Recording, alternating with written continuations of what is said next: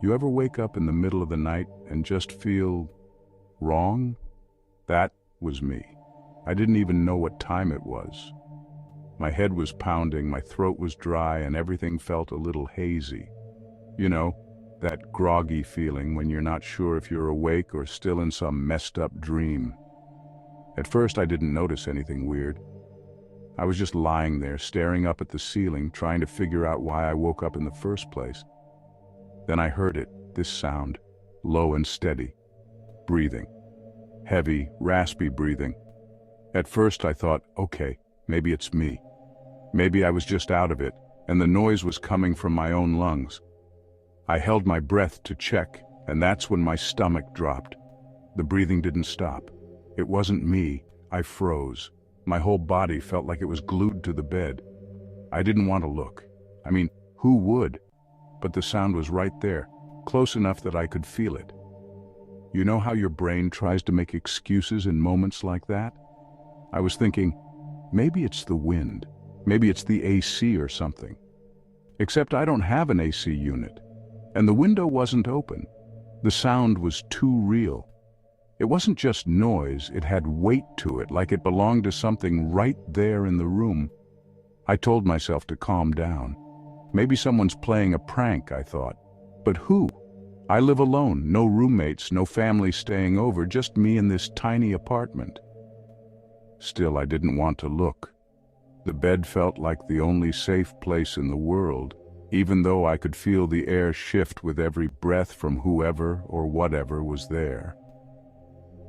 I decided to take it slow. First, I reached over to turn on the flashlight next to my bed. My hand was shaking so bad that I almost knocked the whole thing over. When the light clicked on, I finally forced myself to look. The bed was empty. There was nothing there, just the crumpled sheets and my pillow. But the breathing didn't stop. It was still there, just as loud, just as close. I sat up and looked around the room. Every corner felt darker than it should have been, even with the flashlight on. I squinted at the closet, the floor, the little gap under the door. Nothing moved, nothing looked out of place, but the sound was still there, like it was coming from right next to me. "Hello?" I said, my voice barely a whisper. I don't even know why I said it. It's not like I wanted an answer, but the room stayed quiet except for that awful breathing. I started thinking, maybe I'm losing it. Maybe I was just hearing things because I was half asleep or overtired or whatever. I rubbed my face and tried to shake it off.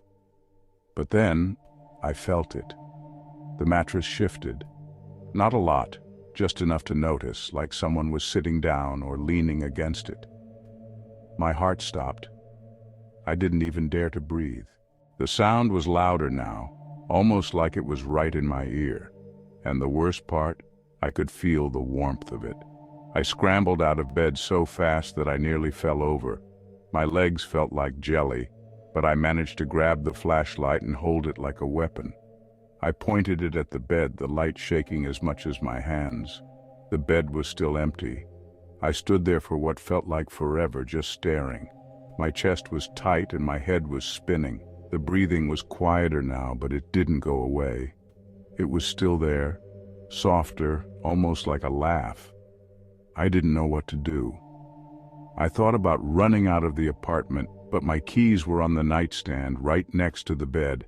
Great. I inched toward the door, keeping my eyes on the bed the whole time. Every step felt like a gamble, like if I moved too fast, something would reach out and grab me. When I got to the door, I realized something was wrong. The handle felt cold, too cold, like it had been sitting in a freezer. My stomach turned. I yanked the door open, ready to bolt, but the hallway was just as dark and quiet as my room, the kind of quiet that felt too unnatural. I thought about grabbing my phone to call someone, anyone, but it was charging on the nightstand. Of course. The breathing was louder now, and it wasn't coming from the bed anymore. It was behind me. I didn't want to look. Every instinct I had was screaming at me not to turn around. But you know how curiosity can be. It's like this little voice that won't shut up no matter how scared you are. So I turned around. There was nothing there, just my empty room. But then I noticed the mirror. It's this old thing I picked up at a thrift store, leaning against the wall by the closet. In the dim light, I could see myself, wild-eyed, holding a flashlight like some kind of lunatic. But there was something else, too. Behind me, in the reflection, was a shape. It wasn't clear, more like a shadow that didn't belong. It was hunched over, almost human, but not quite. The breathing matched its movements, slow and steady. I whipped around, pointing the flashlight at the spot where it should have been, but there was nothing, just empty air. When I looked back at the mirror, the shadow was gone. I didn't know what to do. My whole body was shaking, and I felt like I was going to throw up. I backed out of the room, keeping the flashlight up like it was going to protect me. The hallway felt endless. Every step echoed, and I swear I could still hear the breathing, faint but following me. When I got to the living room, I flipped on every light I could reach. The brightness felt like a lifeline, but it didn't do much to calm me down. I sat on the couch, clutching the flashlight like it was the only thing keeping me alive. I didn't go back to the bedroom that night. I just sat there, wide awake, listening to the silence and hoping the breathing wouldn't start again. When morning finally came, the sunlight creeping through the blinds made everything feel less terrifying. But even with the light, I couldn't bring myself to feel safe. My body was stiff from sitting on the couch all night, clutching that stupid flashlight like it was some kind of weapon. I told myself I had to go back in there. My phone and keys were still on the nightstand, and I wasn't about to stay here another night. No way. Not after what happened. The walk to my bedroom felt like it took forever. Every step felt heavier than the last, and my heart was pounding so hard it drowned out every other sound. I was half expecting to hear that breathing again, half expecting to see something waiting for me. When I reached the door, I stopped. My hand was hovering over the doorknob, and for a second, I thought about just leaving without my stuff. But no, I needed my phone, and I wasn't about to walk out of here with no keys. I pushed the door open slowly, just enough to peek inside. The room looked the same as it always did. The bed was still a mess, the nightstand was cluttered, and the mirror leaned against the wall like it hadn't been part of the most terrifying night of my life. But it felt different. The air was cold, like the room hadn't been touched in years. I stepped inside, keeping my eyes on the bed. My phone was right there, just an arm's reach away. I grabbed it quickly and shoved it in my pocket. Then I snatched my keys without even looking at them, like somehow that would keep me safer. I turned to leave, but before I could take a step, I felt it again, that shift in the air, like someone was standing right behind me. I didn't look. I couldn't. I bolted out of there, slamming the door shut behind me. My hands were shaking so badly that I dropped the keys twice before finally getting out of the house. When I got to my car, I sat there for a second, trying to catch my breath. My chest felt tight and my head was spinning, but I couldn't stay parked for long. I had to go.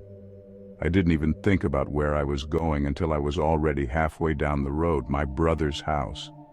That was the only place that made sense. When I got there, he was surprised to see me. I don't usually show up unannounced, especially not this early in the morning. "Everything okay?"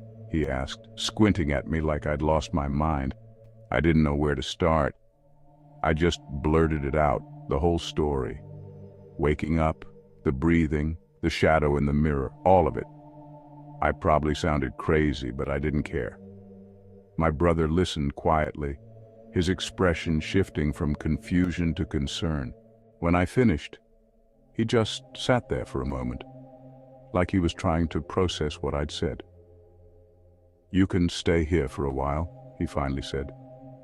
"As long as you need." I nodded, relieved. I didn't want to go back to my place anytime soon. I ended up staying at my brother's place for about 3 weeks. At first, I was too scared to even think about going back to my apartment. For a while, I avoided even thinking about my place. I focused on work, hung out with my brother, and tried to convince myself that maybe it wasn't as bad as I remembered. But deep down, I knew I couldn't avoid it forever. After 3 weeks, I finally decided it was time to go back. I didn't want to live in fear of my own place. "Let's do this together," he said, when I told him I was ready to return. I think he was worried about me being alone, and honestly, I was glad for the company. When we got to my apartment, everything looked normal from the outside.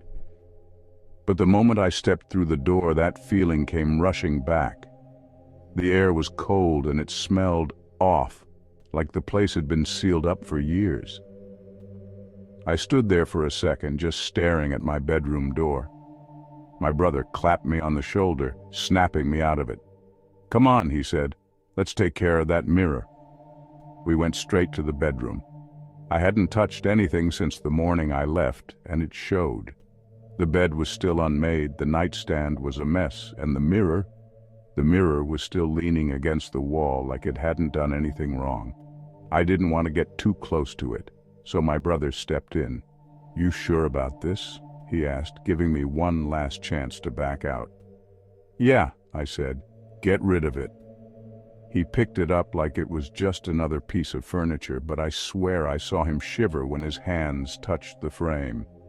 He didn't say anything about it, though. We carried the mirror out together, me holding the door open and him doing most of the heavy lifting. As soon as we got it outside, I felt like I could breathe a little easier. We ended up driving it to the dump, and my brother threw it onto a pile of broken furniture without a second thought.